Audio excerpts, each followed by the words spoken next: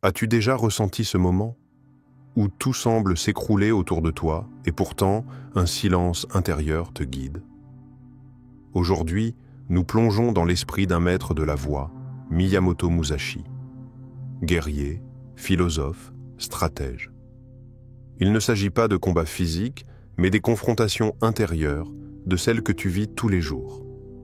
Comment garder ton calme, même quand tout en toi hurle de réagir? Bienvenue sur cette voie. L'ART du vide, la vraie force naît du silence. Il marchait seul, toujours. Le regard droit, les pas lents, le souffle profond. Musashi n'avait pas besoin de parler fort.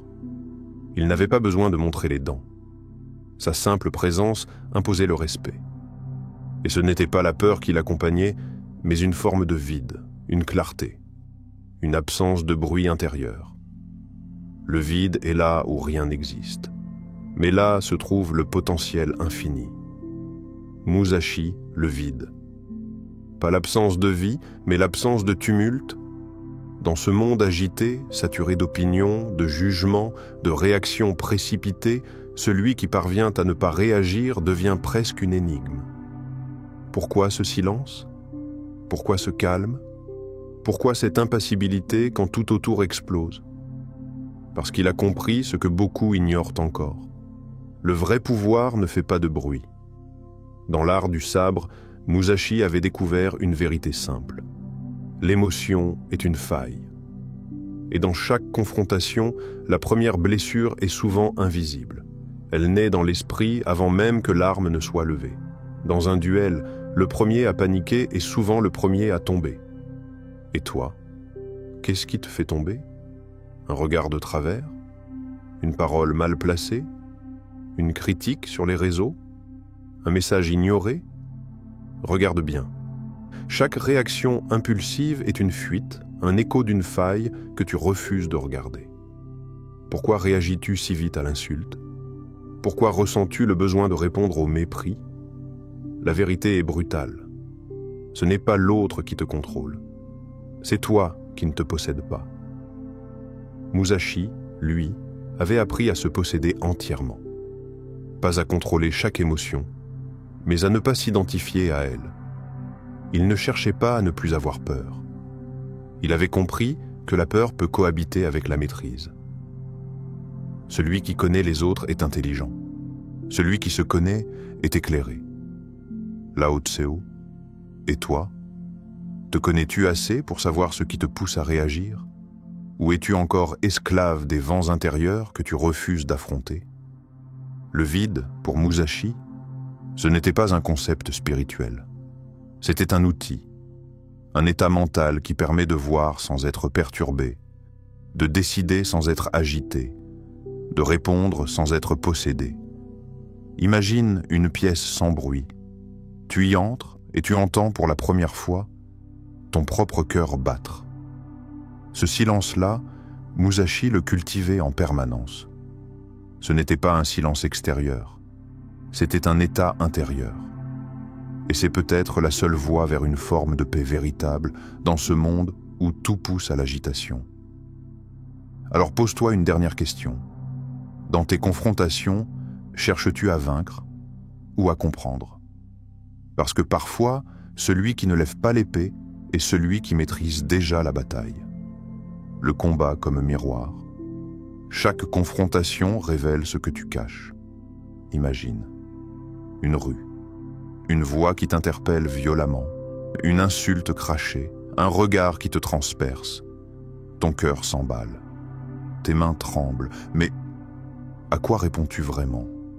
À cette personne? Ou à ce feu ancien que tu traînes en silence depuis des années? Chaque confrontation est un miroir. Et dans ce miroir, ce n'est pas l'ennemi que tu vois en premier, c'est toi-même. Tes failles, tes blessures, tes cicatrices mal refermées. Musashi l'avait compris. Il ne combattait pas pour vaincre l'autre, il combattait pour se découvrir. L'ennemi est un maître, il révèle ce que tu n'as pas encore pacifié. Et si celui qui t'énerve aujourd'hui n'était qu'un écho, un reflet déformé d'un souvenir non digéré, d'un parent absent, d'une injustice jamais comprise, d'un regard que tu redoutes encore en toi. Il n'y a pas de confrontation extérieure qui n'active pas une guerre intérieure.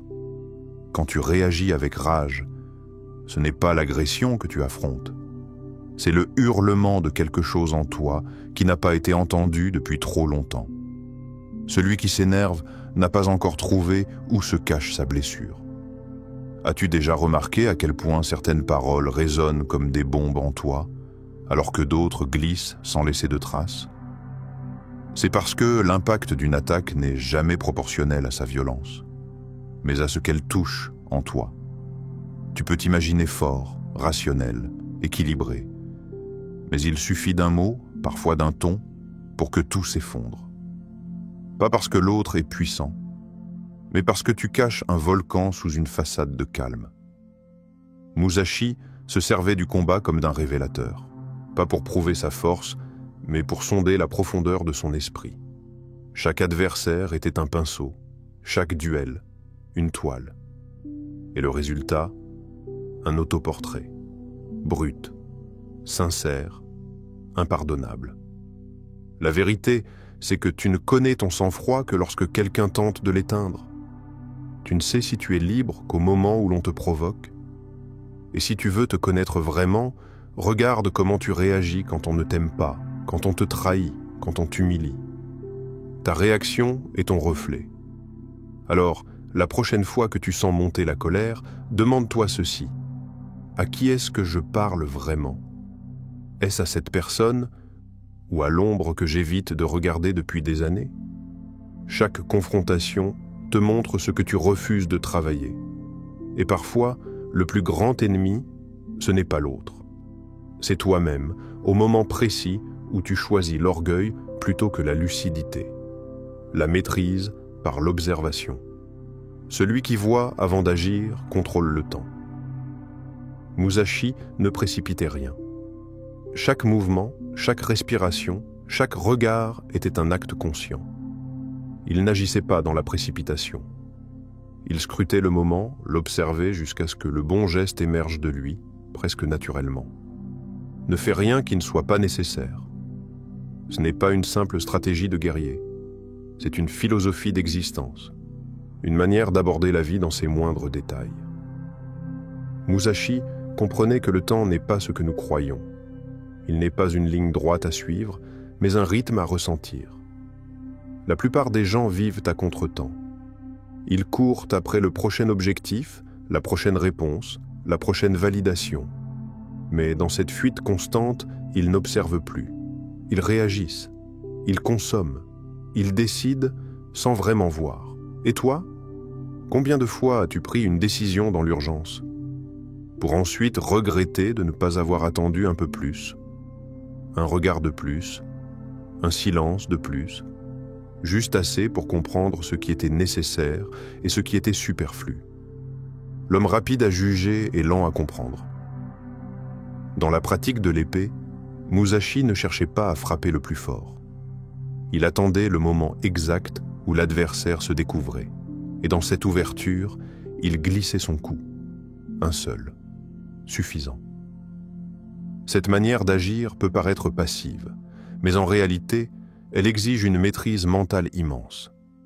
Observer avant d'agir, c'est choisir de ne pas être gouverné par l'impulsion. C'est admettre que la vérité ne se donne pas toujours dans la première seconde. Elle se révèle à celui qui prend le temps de voir ce qui n'est pas visible au premier regard. Ce principe, appliqué à la vie quotidienne, devient une arme redoutable.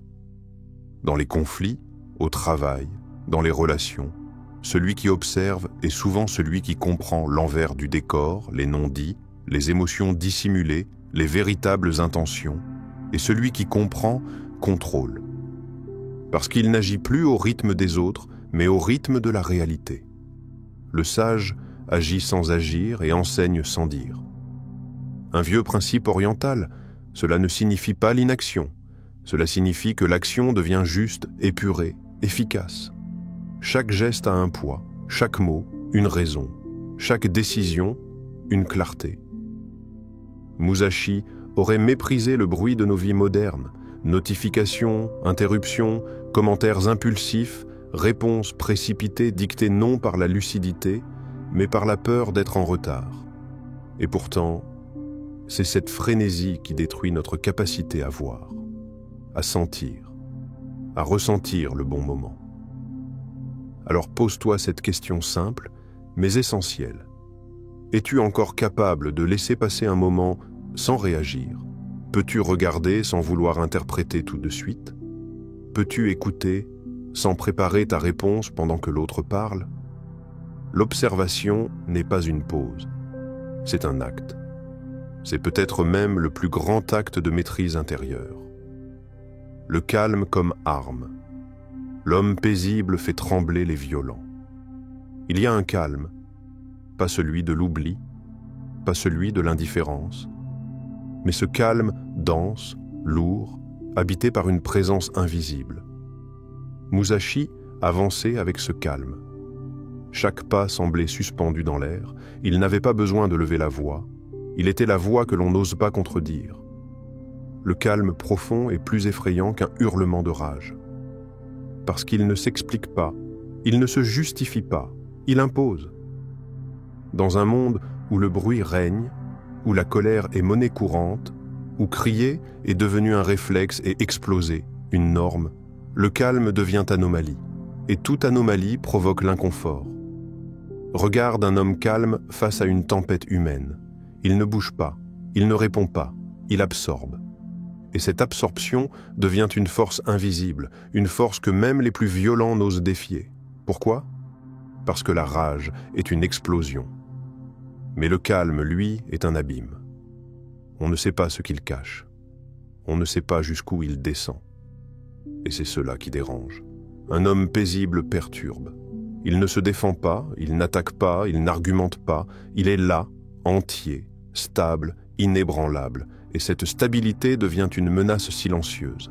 Il y a des silences plus puissants que 1000 épées. Musashi ne cherchait pas à paraître fort. Il l'était.